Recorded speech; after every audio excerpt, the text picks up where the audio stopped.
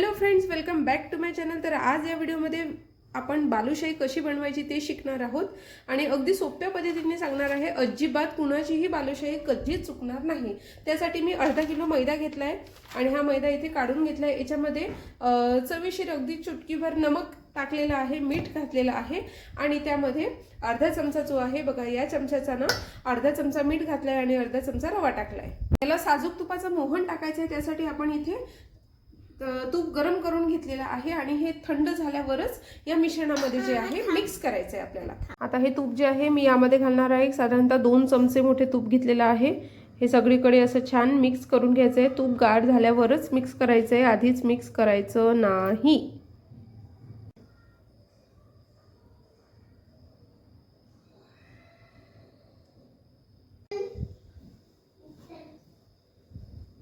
ते आपल्याला थोडं थोडं पाणी घालायचं आहे, अगदी खूप जास्त पाणी घालायचं नाहीये आणि याचा छान गोळा तयार करून घ्यायचा आहे।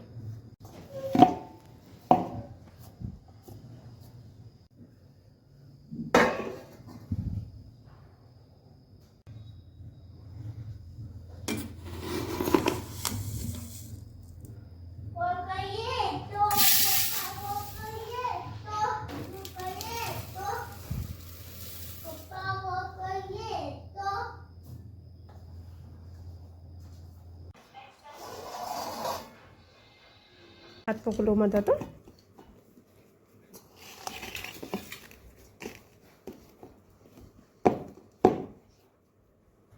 हलवू नको।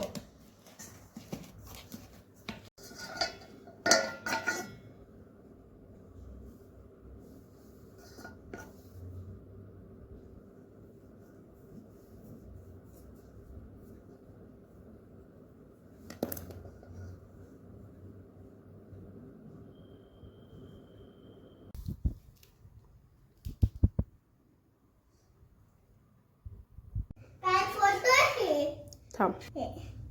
काय होतं?